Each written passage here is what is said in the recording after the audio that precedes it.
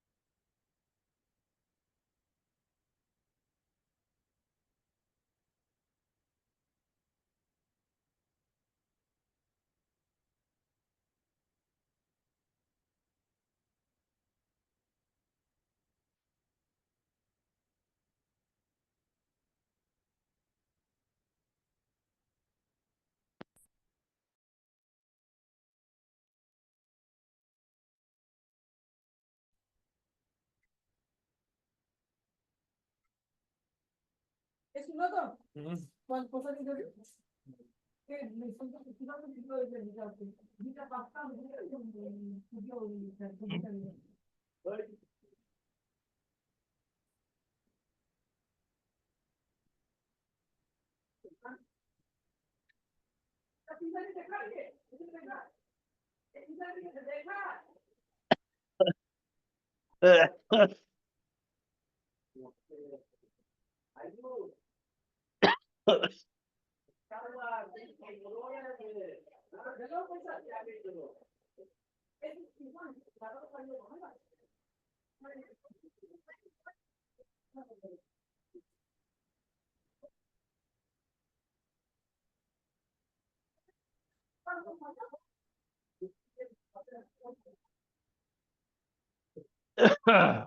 नमस्कार राजीव जी।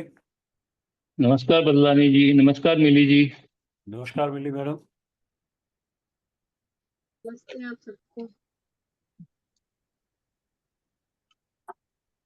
अब की बार काफी लंबा गैप आ गया ना। हाँ, लास्ट वीक नहीं था ना। लास्ट वीक नमस्कार तो आप लोगों को। लास्ट वीक तो प्रणाम गुरु जी। नमस्कार। प्रणाम गुरु जी। हम सर प्रणाम। प्रणाम गुरु जी। प्रणाम। नमस्कार गुरु जी। नमस्कार। नमस्कार नमस्कार असीम सिंह जी। प्रणाम गुरु जी। प्रणाम प्रेम प्रकाश जी। तो प्रणाम गुरु जी। दीप्ति प्रणाम प्रणाम। प्रणाम गुरु जी। प्रणाम अनुराधा जी। तो मिली को तो उससे भी ज्यादा लेट हो गया, एक दिन और बीच में अब्सेंट की थी ये। तो हाँ, और हम लोगों ने कुछ पढ़ा था वीडियो से, तो प्राप्त हो ही गया होगा मिली को भी, आप लोगों को भी प्राप्त हुआ होगा। नहीं सर, विवाह पिछली क्लास मुहूर्त के बाद मुहूर्त में यात्रा। तो हाँ मुहूर्त बोलो मिली। में हम पिछली क्लास की मुहूर्त में हम थे, और अभी मेदिनी में नहीं थे एक क्लास आज में। मेदिनी में नहीं। अच्छा ठीक। करवा चौथ था उस दिन। तो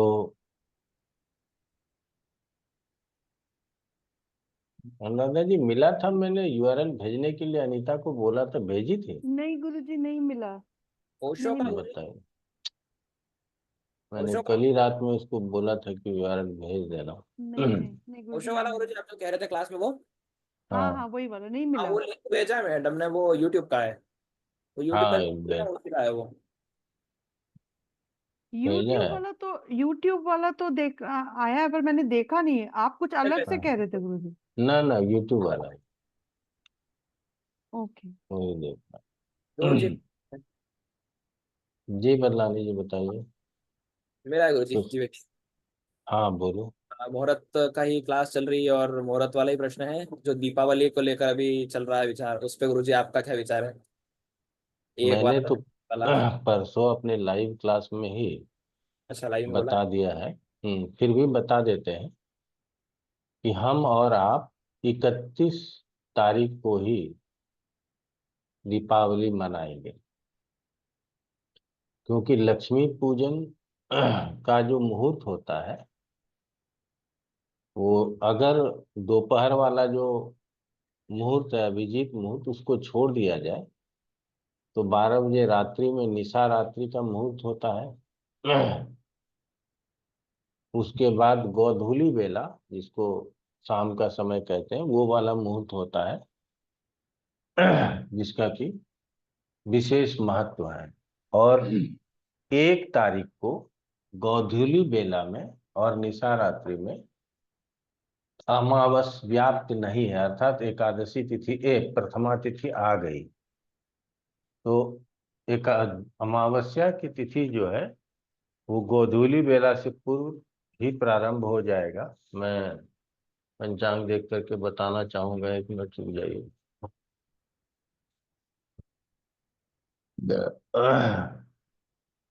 मुझे आज तबीयत ठीक नहीं, गला खराब है क्या? आज नहीं, कल ही परेशान हो गए हैं और अभी ठीक होने में लगता अच्छा। है टाइम कुछ लगता है। समय लगेगा, 1 आध घंटा, फिर भी मैं कोशिश करूंगा। तो कार्तिक कृष्ण पक्ष 2024 अक्टूबर 31 तारीख, चतुर्दशी गुरुवार, उदया तिथि के अनुसार उस दिन चतुर्दशी तिथि है 31 तारीख को। क्लियर हो गया पहला। दूसरा है कि 22 घटी और 45 पल तक, तो 1 घटी का मान कितना होगा? 1 घंटे का मान 2.5 घटी। तो आप 10 बजे तक मान लो, 10 मैक्सिमम 10 बजे तक ही चतुर्थी रहेगी, चतुर्दशी रहेगी। उसके बाद अमावस लग जाएगा और उसी रात को अमावस व्याप्त होगा। दूसरे दिन 28 घटी और 45 घटी, 11-12 बजे के आसपास, 11 बजे से पहले पहले मैं घंटा मिनट वाला भी देखता हूँ।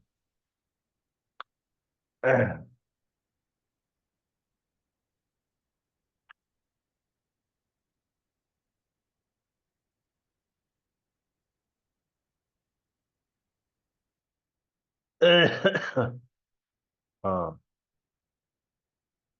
15:52, 23 घटी 10 पल, 15:52 आप लोग नोट कर लीजिए। को चतुर्दशी समाप्त हो जाएगा 31 तारीख को और 15:52 पर हमारा अमावस्या शुरू हो जाएगा। तो अब जैसे इलाहाबाद के आसपास के लोगों के लिए, जैसे बनारस में 20 मिनट पहले, 25 मिनट पहले, अर्थात बनारस में 15:30 पर ही अमावस्या प्रारंभ हो जाएगा। तो गोधूली बेला में और रात्रि के बेला में ये आ जाएगा। और दूसरे दिन शाम को 18:16 तक अमावस्या है। तो शाम के समय तो गोधूली बेला तो पकड़ा जाएगा, लेकिन निशा रात्रि नहीं पकड़ाएगा। इसीलिए विशेष रूप से हमारे हिसाब से 31 तारीख को माना जाए। तो बनारस में कब मना रहे हैं अनुराधा जी? गुरुजी 31 को ही आ रहा है, हमारे यहाँ आ गया। हाँ बीएचयू से भी, यूनिवर्सिटी से भी आ गया डिटेल। हाँ 31 हम भेज देंगे स्क्रीनशॉट उसका जो पेपर में निकलेगा।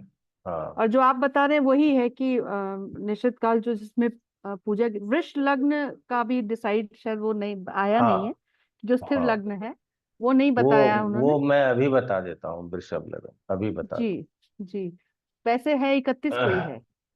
और आज आपने लाइव में भी बता ही दिया था ये बात। हाँ वो मैंने बताया था। अब लाइव नहीं देखता है बच्चा लोग तो क्या किया जाए। नहीं नहीं, गुरुजी बिल्कुल हम तो देखते हैं, चला। तो आज क्या पूरा दिन उसको पूजा में हो गया। हाँ, तो जो नहीं देखेगा उसके लिए ऐसा थोड़ी है कि उसको धक्का मार के कहेंगे तुम देखो बड़ा अच्छा है ना। 31 अक्टूबर जी। और 8 बजे के आसपास, 12, 8, 20 के लिए, ठीक है ना। तो शाम के 18 बजे, 6 बजे ही खत्म हो जाएगा। और ये 28 डिग्री 23 मिनट का लगन है, देख पा रहे हैं ना। जी जी जी हाँ तो जी। वो जो शाम को 6 बजे समाप्त हो जाएगा, तो 6 बजे के कुछ मिनट, मतलब वृषभ लगन लगेगा नहीं कि अमावस्या समाप्त, ठीक है ना। जी और जी। कई जगह पे अमावस्या समाप्त होने के बाद वृषभ लगन लगेगा। तो घर में आप वृषभ लगन, अब हमने अभी लगाया हुआ है 8 बजे का, अभी मैं 8 बज के 13 मिनट का, अभी मैं लगा देता हूँ इसको 6 बज के 12, 6, 12, 6, 18, 6 बजे का। 18 बज के 20 मिनट का, और स्वीकृत करता हूँ। नमस्कार सर। नमस्कार नमस्कार। तो ये देखिए 28 डिग्री का ये हो गया, तो अभी 2 डिग्री बचा, तो 8 मिनट और डालना होगा।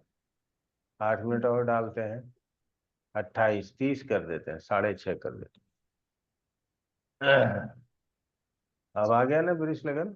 हाँ जी हाँ जी। जी। तो अब आ गया। शाम को 6:30 बजे आप लोग जिनको घर में पूजन पाठ करना है, वो शाम को 6:30 बजे से लेकर के 8:30 बजे से पूर्व कर लें, ठीक है ना आप।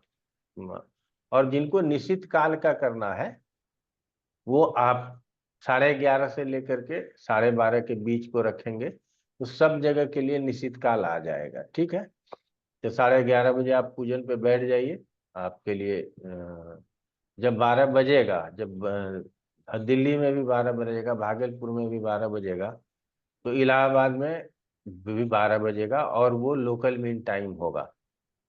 तो इलाहाबाद चूंकि बनारस के करीब है, तो रियल एक्चुअल टाइम वही है, आपको 12 बजे ही करना है, ठीक है। जी बाकी दिल्ली वाले 12:20 पर करें, आसाम वाले 11:30 पर करें, ठीक है ना।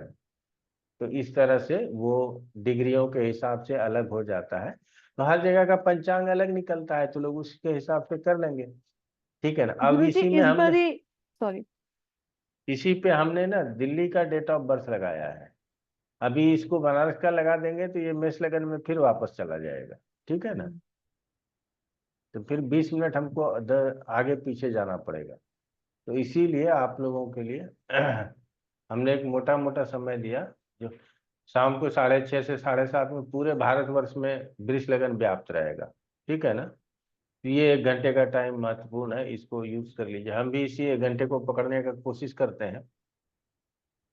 और हम ऑफिस में, तो आप लोगों को पता है कि लक्ष्मी गणेश का भी पूजन नहीं करते, क्योंकि व्यवसायिक केंद्र खोला नहीं है। शंकर भगवान की आराधना करते हैं, भोलेनाथ की प्रार्थना करते हैं। तो भी उस दिन चूंकि अब गणेश लक्ष्मी का पूजन है, तो अपने उनका आवाहन पूजन कर देते हैं, लेकिन विशेष रूप से शिव की उपासना है और शक्ति की उपासना है, वही मैं करता हूँ। चलिए आगे बढ़ लेते हैं। गुरुजी एक छोटा सा प्रश्न और है मेरा। हाँ बोलिए ना। गुरुजी हनुमत जयंती जो है वो 30 तारीख को, उस दिन मेष लग्न शाम को मिल रहा है 5 बजे। तो हम लोग, क्योंकि हमारे यहाँ पूजा होती है हनुमान जी की, हमारे परिवार में 12 बजे पूजा कर ली जाती है, क्योंकि उस समय मेष लग्न मिल जाता है। कब कब कौन से महीने में? यही गुरुजी दिवाली से एक दिन पहले, छोटी दिवाली को, छोटी जो दिवाली हनुमत में। जयंती है बनारस में। तो 12 बजे दिन में कैसे मेष लगन मिलेगा? नहीं मिलेगा, कभी नहीं मिलेगा, किसी साल नहीं मिलेगा। नहीं, 12 बजे तक पूजा करने का व्यवधान कहा जाता है गुरुजी। और लेकिन जो जन्म है हनुमान जी का वो मेष लग्न का है। तो आप वो उस दिन शाम को कर शाम। लीजिएगा पूजा, कोई दिक्कत नहीं। अच्छा, बस यही हम्म। कंफर्म कर। जी अगर मेष लग्न में ही उनका जन्म है, तो फिर हमको शाम को पूजा कर लेना है, ठीक है ना। ठीक फिर हम उसको उसमें, चूंकि उदया तिथि के हिसाब से चले जाएगा, ठीक है ना। है। जी और हमको मेष लगन पकड़ना है, तो शाम को है, तो हम शाम को अगर खत्म भी हो गया है तो भी हमको मेष लगन है। जैसे कि भाद्र जो चौथ चौथ का बात होता है ना, हम्म। रोहिणी सहित, जैसे कि कृष्ण जी के जन्म की बात आती है, ठीक है ना, तो अष्टमी तिथि भी व्याप्त हो, रोहिणी नक्षत्र भी व्याप्त हो, और रात्रि का समय हो, मतलब निशा रात्रि का समय हो। अगर वो पहले आएगा एक दिन पहले तो उस दिन हो जाएगा, एक दिन बाद आएगा तो उस दिन एक दिन बाद हो जाएगा। जो तिथि रात्रि विशेष में मनाई जाए उसके लिए रात्रि विशेष का मुहूर्त निकाला जाए। और जो तिथि दिन में भी मनाई जा सकती है, तो उदया तिथि में 10-11 बजे तिथि समाप्त हो गया, हम 3 बजे मना रहे हैं तो मनाइए, कोई दिक्कत नहीं, ठीक है ना। जी जी। जी आशुतोष प्रधान जी, बताइए क्या प्रश्न। गुरुजी ये वृष लग्न का कुछ समझ में नहीं आया, दिवाली क्यों मनाया जाता है? वृष लग्न में दिवाली इसलिए मनाया जाता है क्योंकि वो स्थिर लग्न है और लक्ष्मी चंचला होती है।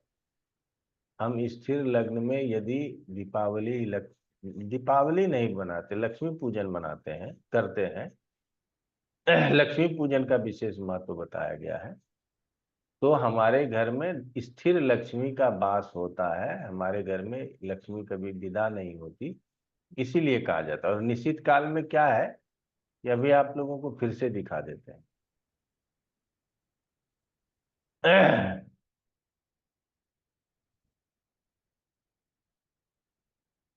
अब हम यहाँ 1 नवंबर डाल देते हैं।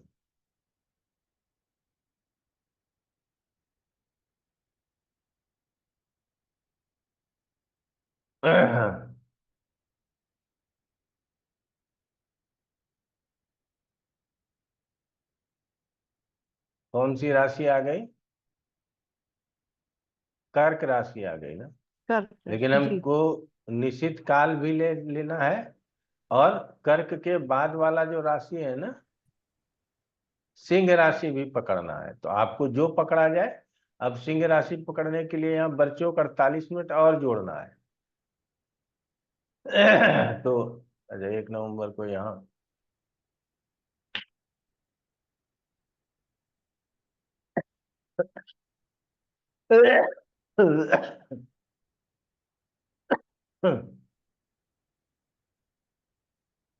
अब ये 28 डिग्री का हो गया, तो मोटा मोटी ये मान करके चलिए 1 बजे रात के बाद सिंह लग्न आ जाएगा, तो वहां पे ना निशा रात्रि का भी मान्यता हो जाता है और स्थिर लग्न भी मिल जाता है, ठीक है ना। इसीलिए उसको कहते हैं, लेकिन इसमें भी दो भेद है। आप सिंह लग्न में करें, जब सिंह लग्न आएगा तभी करेंगे। आप निश्चित काल में करें तो 12 बजे बैठ जाएंगे, ठीक है ना। ये 3 मुहूर्त हो गया वृषभ लग्न का, निश्चित काल का और सिंह लग्न का, और एक मुहूर्त है गोधूली बेला। उसमें आप 4:30-5 बजे अपना पूजन पे बैठ जाइए। आपका पूजन करते करते सूर्यास्त हो जाए, आरती कीजिए, घर जाइए, अपना दीपावली मनाइए, ठीक है। और ये चारों मुहूर्त जो है सो आपको मिल जाएगा, इसीलिए दिक्कत नहीं, क्योंकि 4 बजे के आसपास प्रवेश हो जाता है। तो इसीलिए कोई दिक्कत नहीं। चलिए आगे बढ़ते हैं। ये सब विद्वानों ने में मतभेद नहीं है। कई लोग ना वि- हमारे यहाँ जो कहावत है, मैं गलत कहावत है, बोलना नहीं चाहता हूँ, फिर भी बोलता हूँ, ब्राह्मण कुत्ता हाथी, जात जात का घाती, ऐसा बोला जाता है। तो ये ना ब्राह्मणों में ना एकता नहीं हो पाती, जिसकी वजह से ज्योतिष का या और किसी चीज का जो देखते हैं ना, वो बहुत अच्छा विकास नहीं हो पाया। बड़ा दुख है इस बात का। अगर हम कुछ बोलेंगे तो हमारा सामने वाला उल्टा जरूर बोलेगा, कहे इनकी बात क्यों रखी मानी जाए, मेरी बात क्यों ना मानी जाए। अच्छा, वो अपना उदाहरण दे देते हैं। ठीक है ना। तो इसीलिए, और हर जगह किसी साल किसी कारणवश अगर नहीं मनाया गया, तो अभी कई लोग थे, रावण ने मनाया तो उस रक्षाबंधन मनाया भद्रा में, तो रावण का मृत्यु हो गया। रावण को तो मरना ही था, ठीक है, वो तो विलंब से मृत्यु हुई, रक्षाबंधन तो कब बांध दिया होगा। उसके पुत्र पौत्र सब रहे, तब मृत्यु हुई उसकी। उस समय तो सब मरता है। कहते हैं बहुत दिन तक जिया था रावण। तो उतना जीवन हमको मिल जाए, भद्रा में मेरी बहन हमें राखी बांधे। समझ रहे ना, जितना रावण को जीवन मिला उतना मिल जाए काफी है। कौन उतना तो जीना भी नहीं चाहेगा कोई। इसीलिए तर्क कुतर्क में न बदले, ये ठीक है। मैंने आप लोगों को यात्रा मुहूर्त बताया, पढ़ाऊंगा बहुत कुछ, सिर्फ आपके ज्ञान के लिए, कुतर्क करने के लिए नहीं। तो उसको समझते हुए आगे बढ़ेंगे। चलिए आगे बढ़ते। आज मैं एक चीज ढूंढ रहा था, वो मिला नहीं मुझे। मिलेगा कभी तो आगे बता देंगे। हम लोगों ने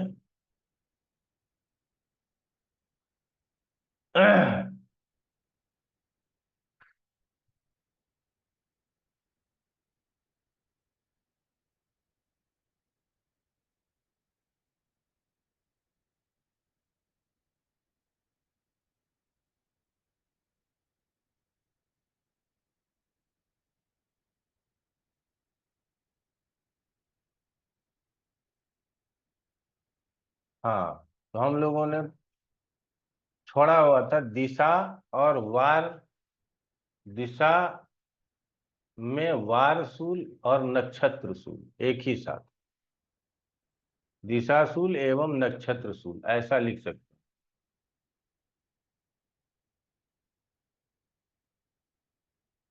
पहले हम लोगों ने सिर्फ दिशासूल लिया था, दिशा के साथ साथ नक्षत्र को भी ले लेते हैं।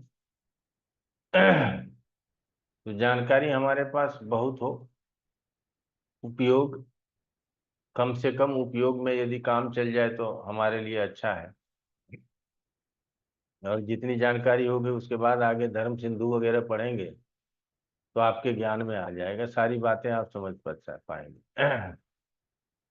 तो कहा गया है ज्येष्ठा नक्षत्र और शनिवार। क्या गुरु जी? ज्येष्ठा नक्षत्र हो और शनिवार और सोमवार का दिन हो।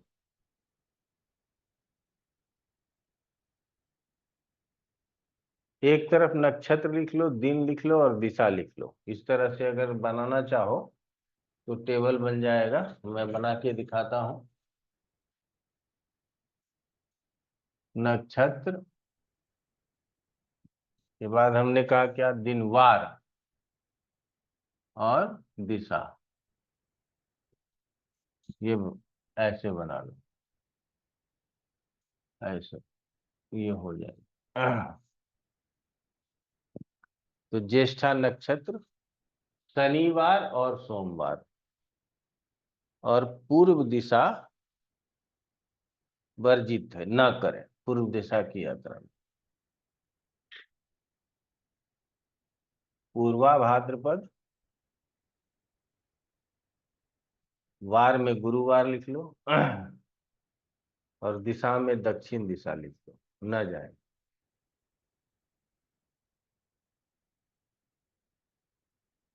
रोहिणी नक्षत्र रविवार और शुक्रवार, पश्चिम दिशा में यात्रा ना करें।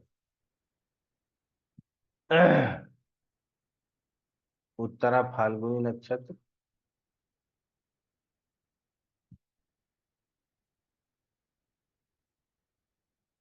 मंगल और बुधवार, उत्तर दिशा की यात्रा न करें।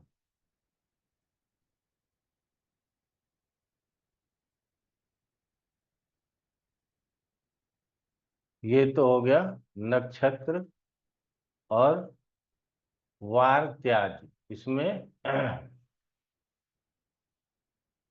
जो हमने पहले आप लोगों को बताया हुआ है उसको याद कर लीजिएगा। नोट बनाए होंगे तो ठीक है, नहीं बनाए होंगे तो कुछ ना कुछ हमारे यहाँ से जाएगा ही, है ना। तो उसमें जो सस,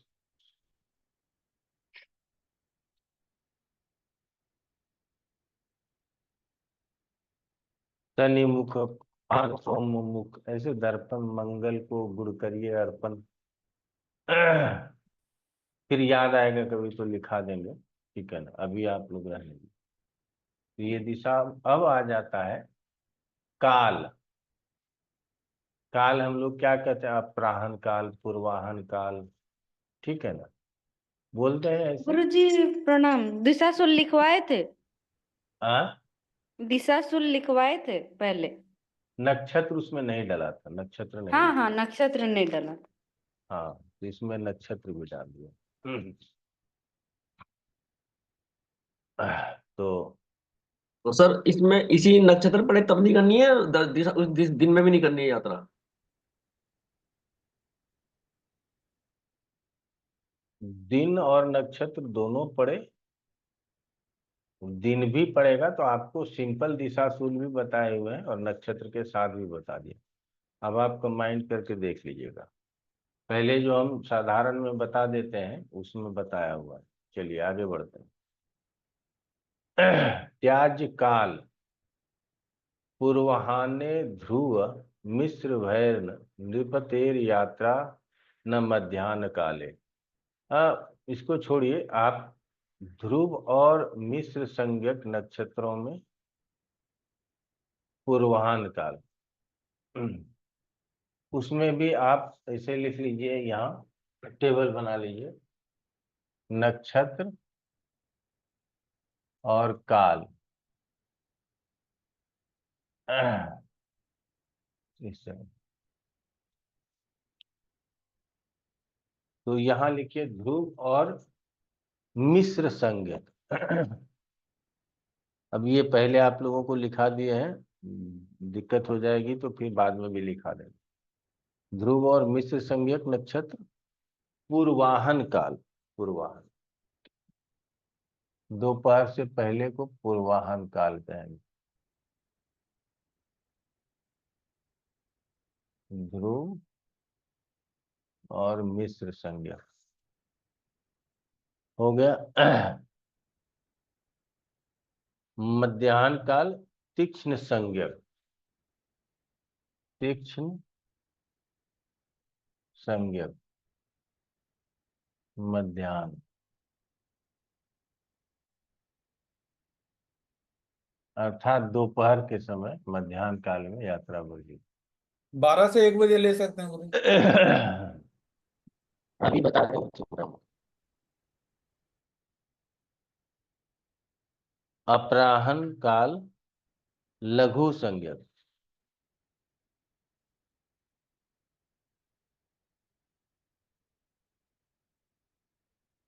अपराहन काल।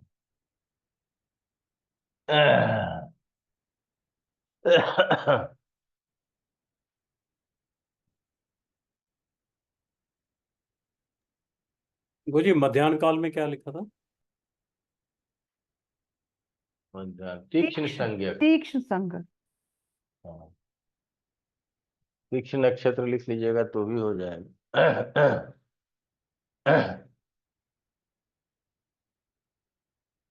अपराहन समय में लघु संज्ञक नक्षत्र अपराहन, यहाँ हलंत आएगा। हो गया। मिश्र संज्ञक नक्षत्रों में रात्रि के पूर्व भाग, मिश्र संज्ञक में रात्रि के पूर्व भाग में यात्रा नहीं करना चाहिए।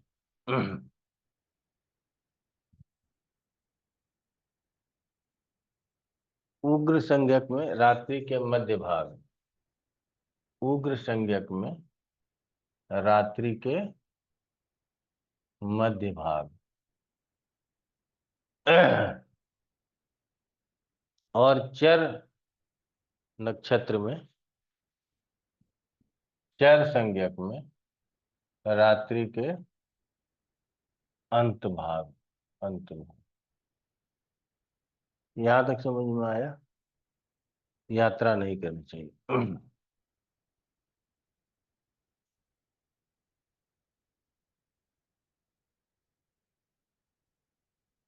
सर अपराह्न काल मतलब शाम का समय अभी क्या? बताते हैं, अभी बताते हैं, अभी सब क्लियर करेंगे। 4 नक्षत्र ऐसे हैं जिसके सभी काल में यात्रा शुभ है। वो है श्रवण, बहुत नोट में लिख लीजिएगा, नोट, हस्त, पुष्य, और एक कौन है, रोहिणी, मृगशिरा। श्रवण, हस्त, पुष्य और मृगशिरा, मृगशिरा, ये 4 नक्षत्र जो हैं, 1 2 3 4, अगर ये किसी भी दिन पड़ रहा है तो आप कभी भी यात्रा कीजिए, आपको कोई दिक्कत नहीं। ठीक है, आप आ जाइए। रात्रि का यहाँ समझने के लिए लिख दिया गया, आप लोगों को ये समझना है। ये आपने लिख लिया, श्रवण, हस्त, पुष्य, मृगशिरा, लिख लिया, ठीक।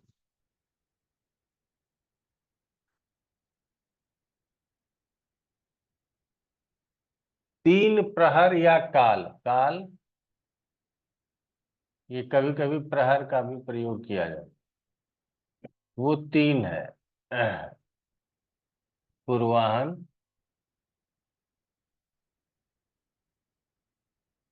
मध्याह्न, अपराह्न। और हमारा दिनमान डिवाइडेड बाय 3, ये निकल आएगा। रात्रिमान डिवाइडेड बाय 3, तो ये रात्रि का पहला, मध्य और अंतिम निकल आएगा। क्लियर हो गया? तो अगर 12 घंटे का दिन है तो सुबह 6 बजे सूर्योदय से 10 बजे तक अपराह्न काल मानेंगे, 10 बजे से लेकर 2 बजे तक मध्याह्न काल मानेंगे, और फिर 2 बजे से लेकर के शाम के 6 बजे तक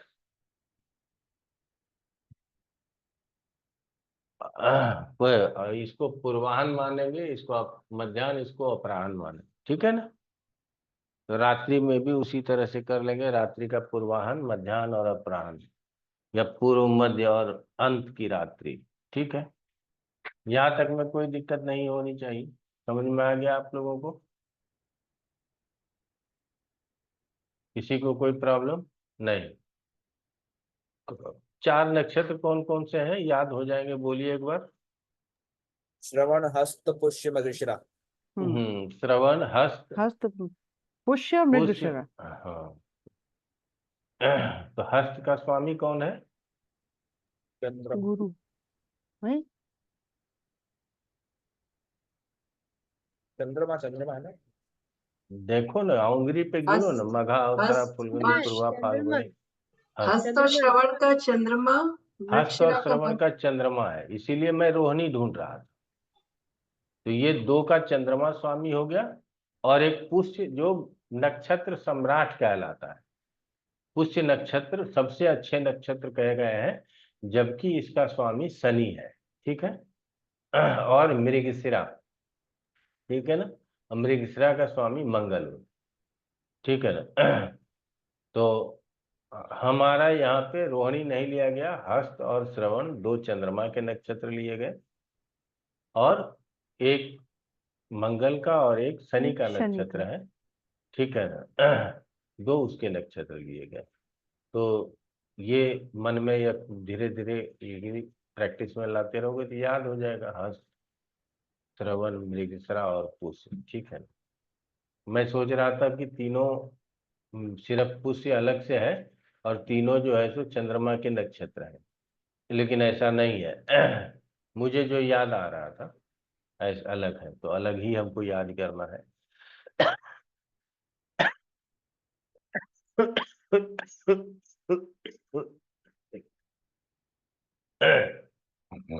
अब आगे बढ़ जाते हैं, अशुभ नक्षत्र और उनकी त्याग घटिया, ये लिख लो, याद रखने की जरूरत है।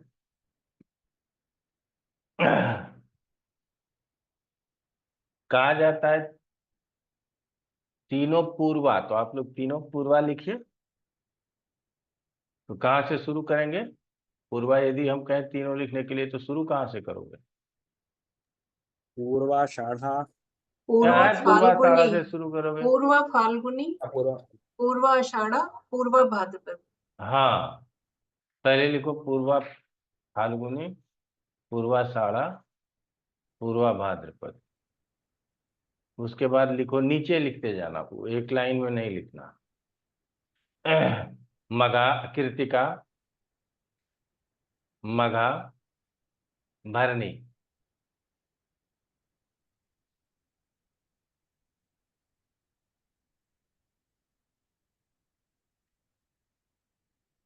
आदि का मतलब क्या होता है?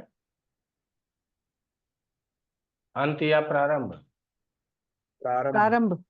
प्रारंभ, हाँ ठीक है, अच्छा है।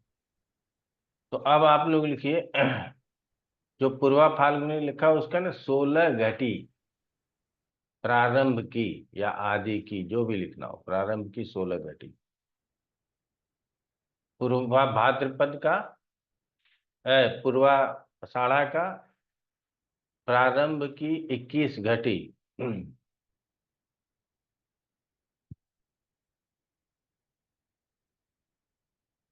और पूर्वा भाद्रपद का प्रारंभ का 11 घटी।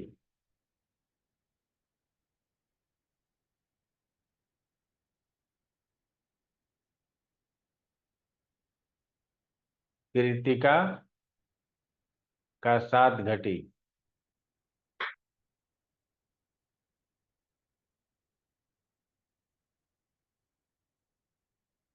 भरनी, मघा और भरनी का भी 7 घटी।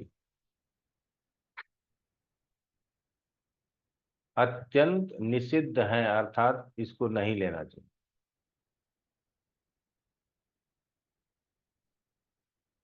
अगले पंक्ति में लिख लीजिए, सीधा पंक्ति ही लिखिए। स्वाति, विशाखा, ज्येष्ठा और अश्लेषा।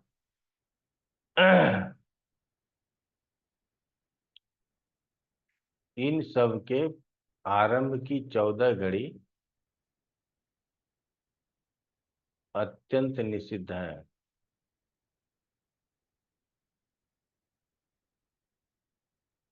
तो जो निषिद्ध घटी है उसको त्याग करके यात्रा कर सकते हैं, ठीक है।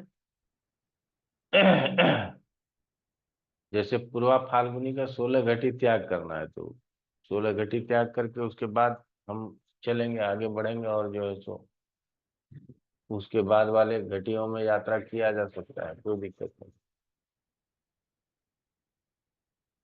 आगे बढ़ लेते। ये मतांतर से त्याज नक्षत्र पढ़ने की जरूरत नहीं है, ठीक है ना। और हम लोगों ने ये पढ़ लिया था ना, धर्म मार्ग, अर्थ मार्ग, काम मार्ग, मोक्ष मार्ग। ठीक, पढ़ लिया था गुरु।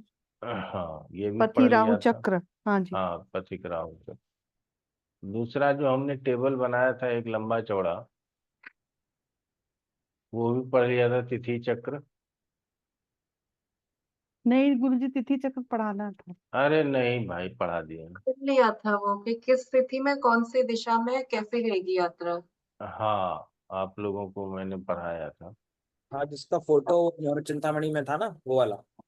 हाँ हाँ, ठीक है, याद आ गया। पौष पौष महीना से शुरू हुआ था, प्रथमा तिथि से शुरू हुआ था। जी जी जी, पौष तृतीया माह। को 3-13, तृतीया और त्रयोदशी एक दिन लिखते हैं, चतुर्थी और चतुर्थी और चतुर्दशी एक ही दिन, एक ही कॉलम में लिखा जाता है। पंचमी और अमावस या पूर्णिमा जी एक ही जी कॉलम में लिखा जाता है। ये वाला बहुत अच्छा है, इसका प्रयोग उंगली से हो जाता है, समझ गए ना। उंगली से ऐसे एक साथ गिनिएगा कि ये तिथि है, ये महीना है, ये तिथि है, और वहाँ जा करके पता चल जाएगा अंत में कि पूरब जाना है, पश्चिम जाना है, उत्तर जाना है, दक्षिण जाना है, अच्छा है या नहीं। तो इसका भी प्रयोग करना आसान है, तो ये भी आप लोगों को जानकारी प्राप्त हो गई थी, तो ये अच्छी बात है।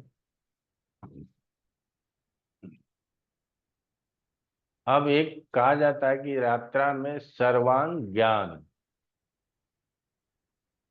सर्वांक ज्ञान ऐसे लिखते हैं उसको।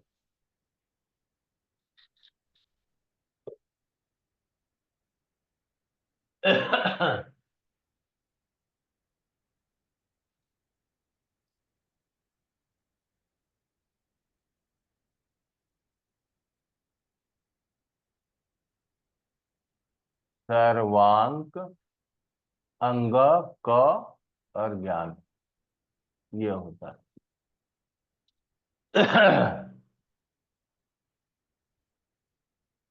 इसमें शुक्ल पक्ष,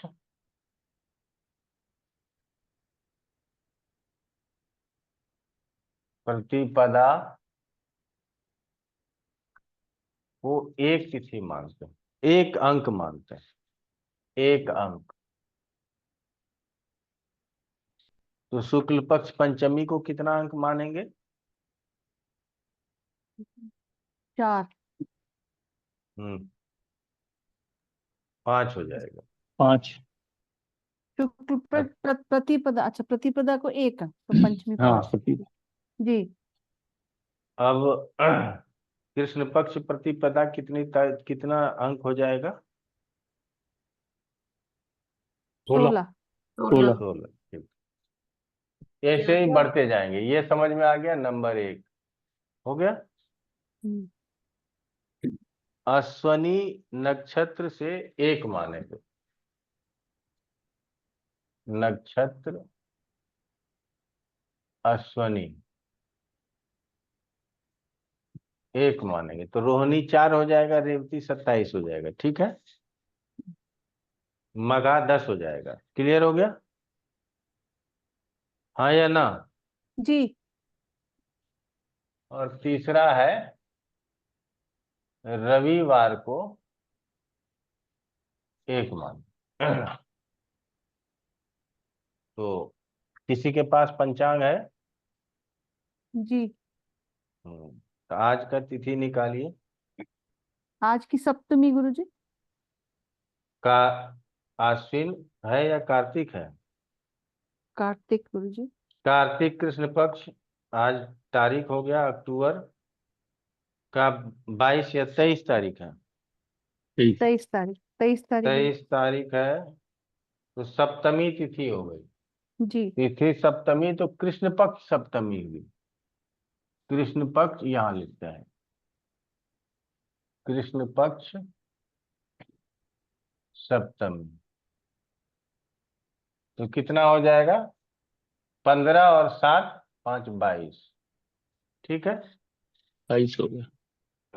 दिन बुधवार है तो अब यहाँ दिन लिख लेते हैं इधर, 4। बुधवार। तो इतवार 1, 4। सोमवार 2, मंगल 3, बुध 4 हो गया, 4। दिन 4 हो गया। और पुनर्वसु नक्षत्र है।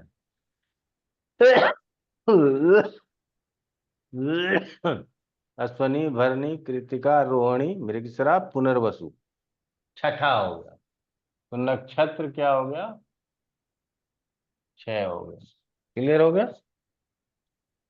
सर वो आद्रा छूट गया। हाँ, आद्रा।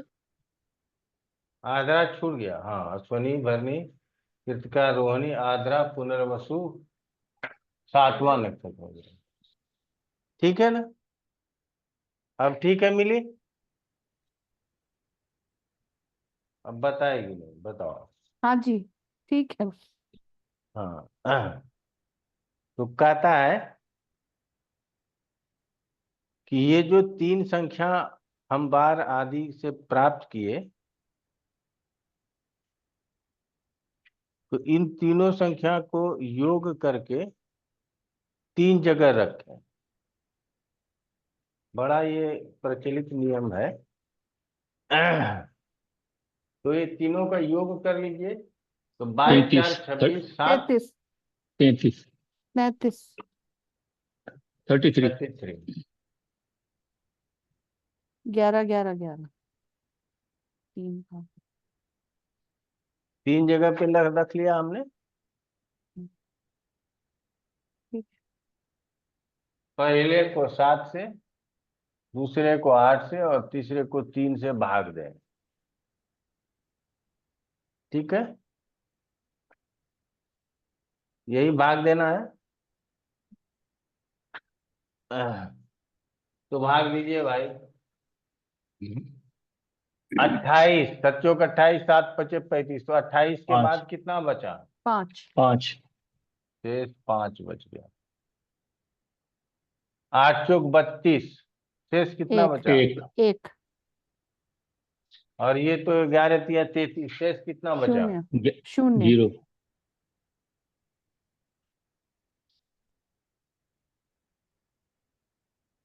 यही आया ना? जी।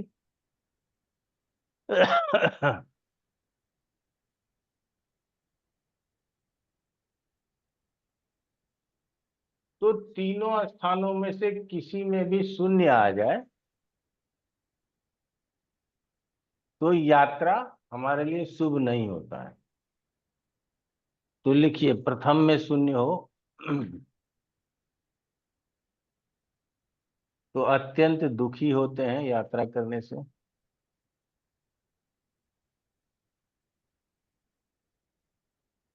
द्वितीय में शून्य हो तो धन की हानि होती है।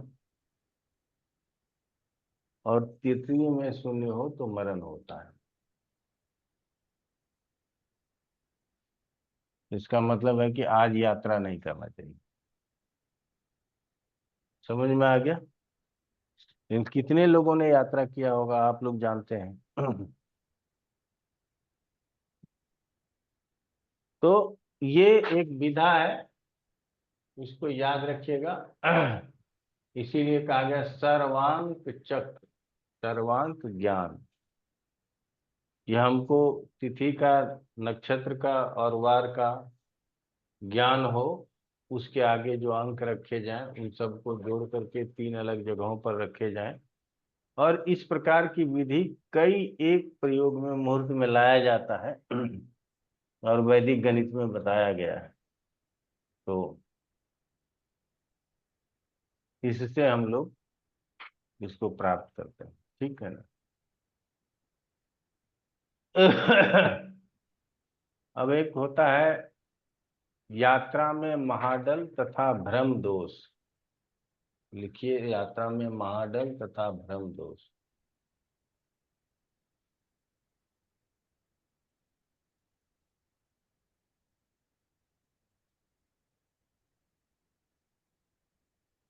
कहा जाता है कि सूर्य जिस नक्षत्र में हो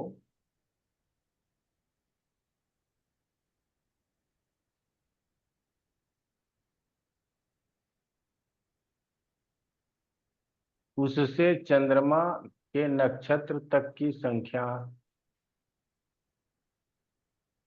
जो भी हो गणना करनी। तो आज सूर्य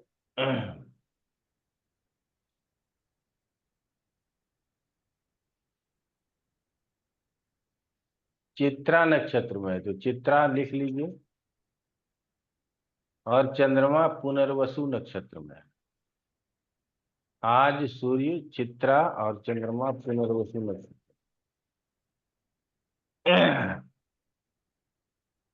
तो चित्रा से पुनर्वसु तक गणना कीजिए तो कितना हो जाएगा?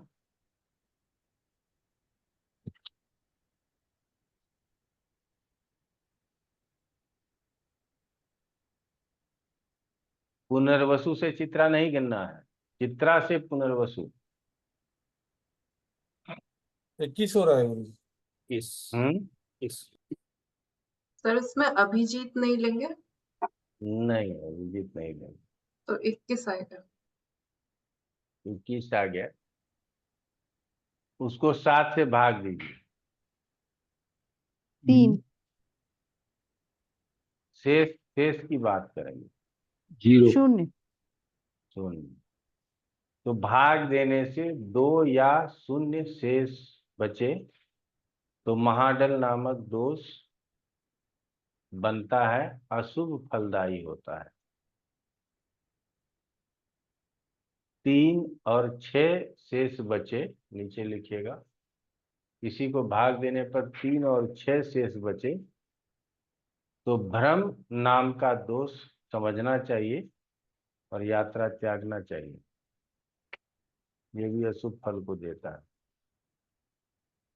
और शेष 1, 4, 5 बचे तो यात्रा शुभ हो, और शेष 1 4 5 बचे तो यात्रा शुभ हो।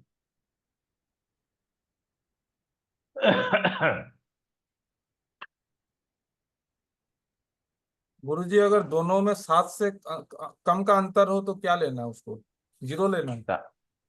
7 से कम का अंतर होगा तो आप उसमें जितना, वो क्या है, कितना नक्षत्र है टोटल? 27।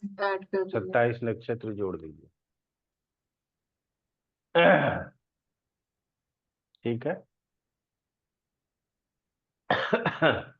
संख्या 2 आया, उसमें 27 जोड़ दीजिए।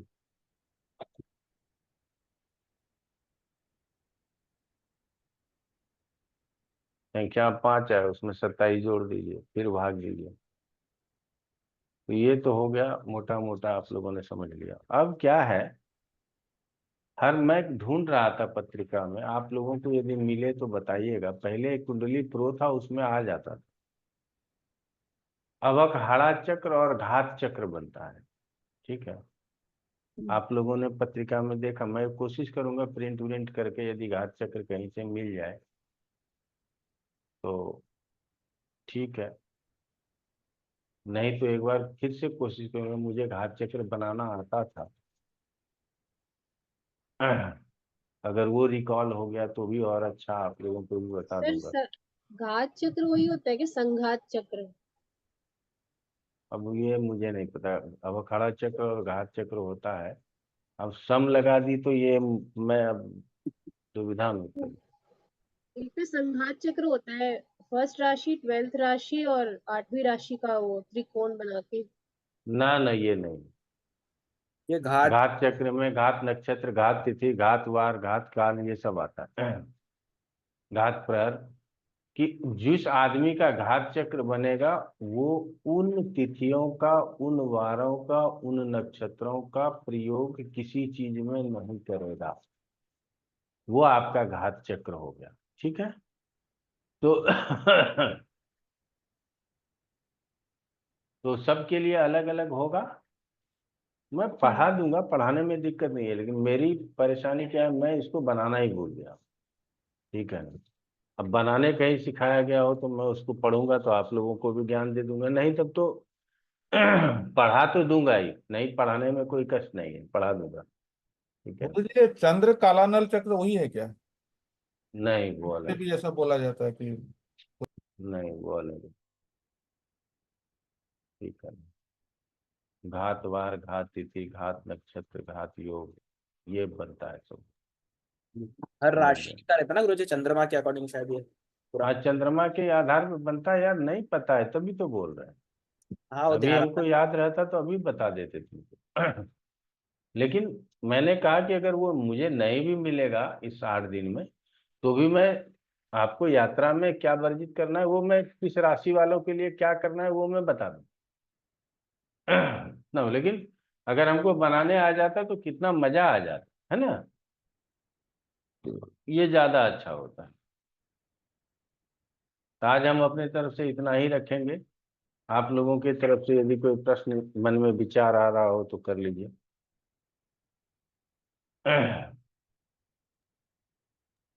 सर गृह 1 2 दिन, प्रवेश का मुहूर्त कुछ बताएंगे क्या? हाँ गृह प्रवेश थोड़ा बहुत बता देंगे, चिंता न करो।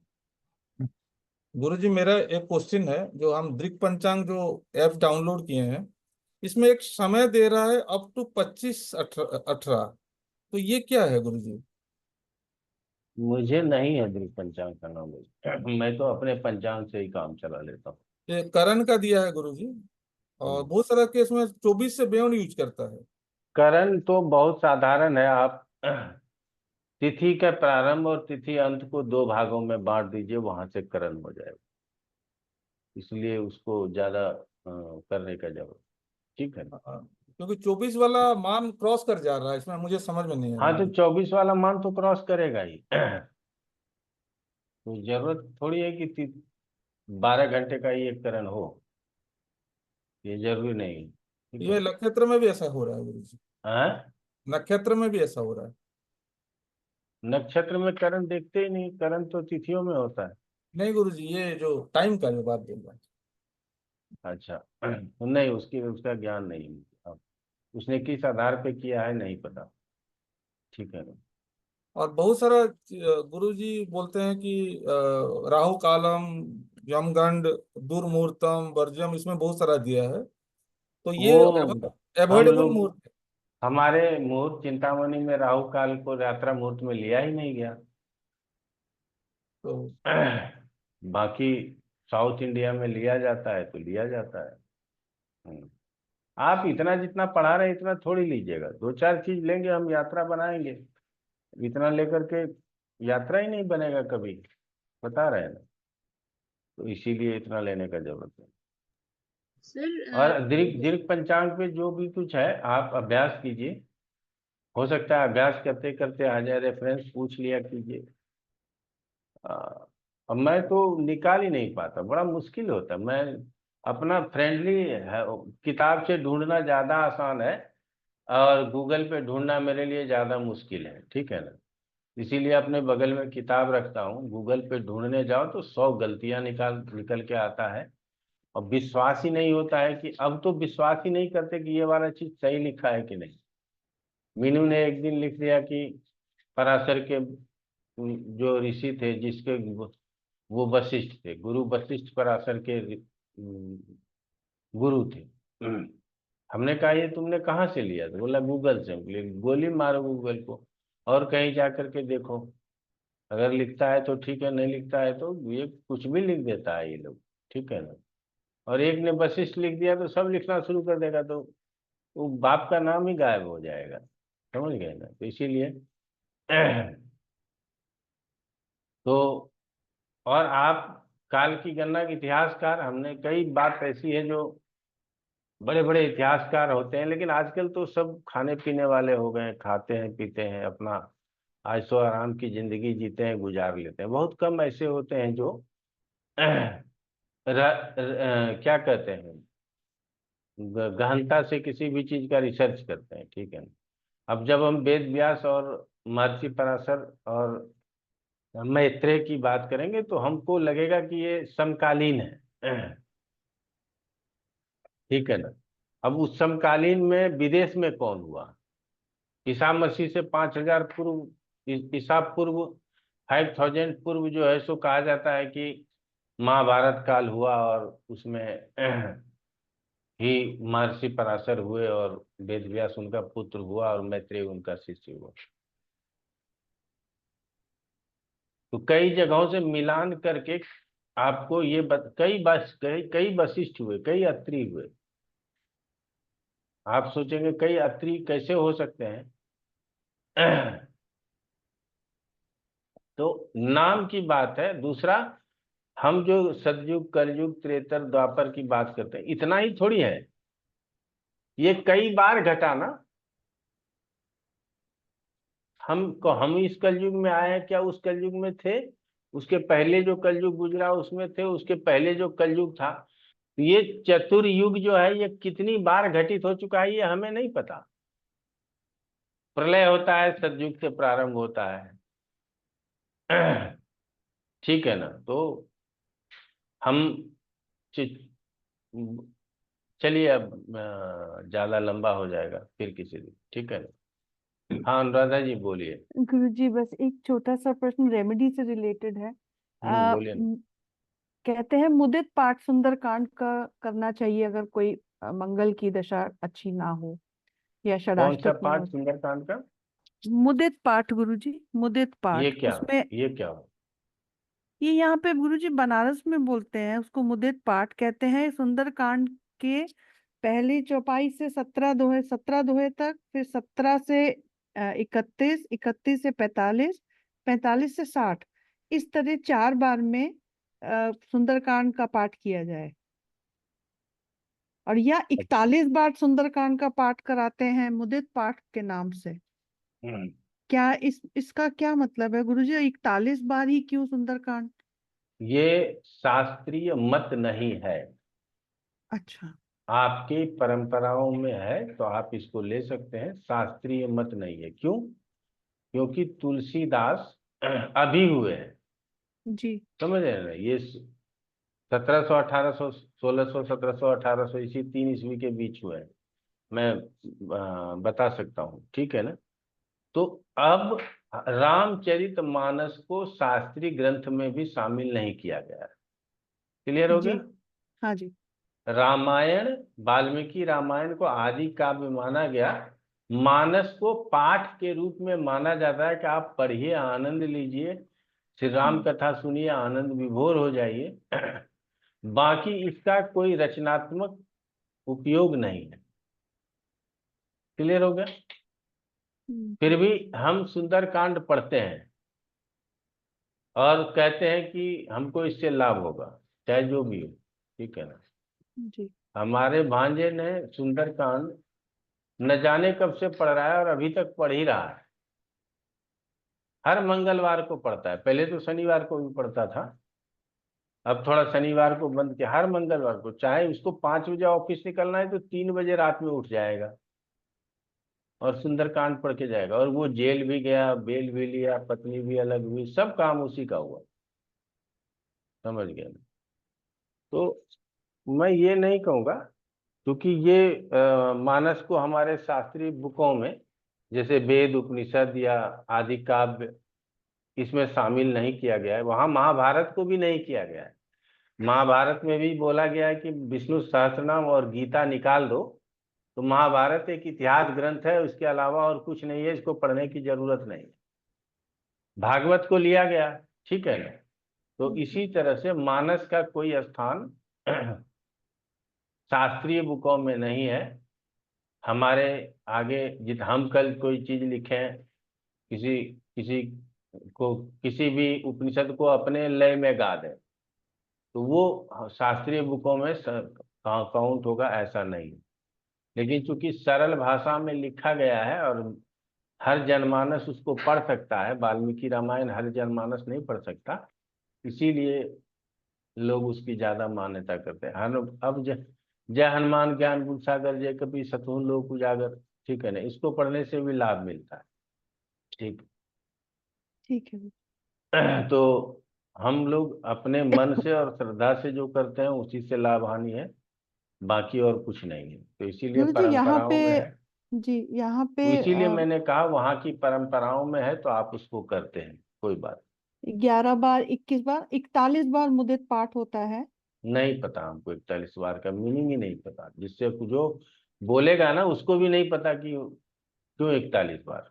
ये सरदार लोग 41 बोलते हैं, हम लोग 41 क्यों?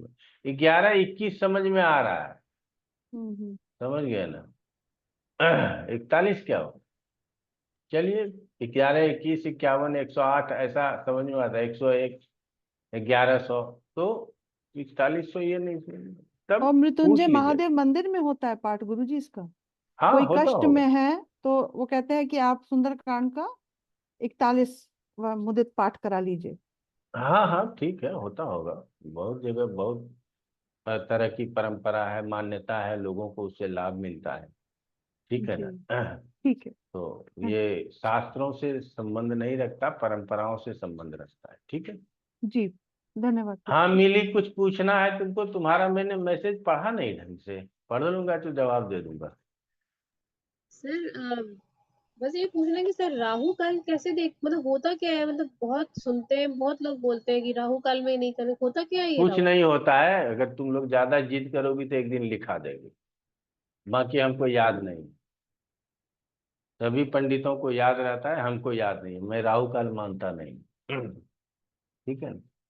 बाकी सर वो जैसे कि अभी ऐप वगैरह में देखते हैं काल बेला और यमघंट बेला, ये सब क्या होता अरे है? वो सब जिसको कुछ नहीं आता है तो यही सब करेगा। अब काल बेला, ये घंट बेला, एक बोलते हैं गुलिक काल, एक आते हैं जय माँ विंध्यवासिनी वो करके, वो सुरेंद्र पंडित, क्या नाम है उसका, राम जाने, वो अब राहु काल बोलने लगे तो वो गुलिक काल लेकर के आ गए। तो ठीक है, गुलिक काल निकालने का नियम है, निकल जाता है।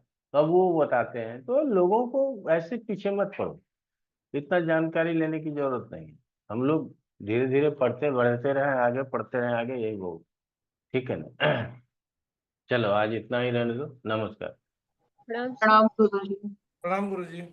प्रणाम प्रणाम।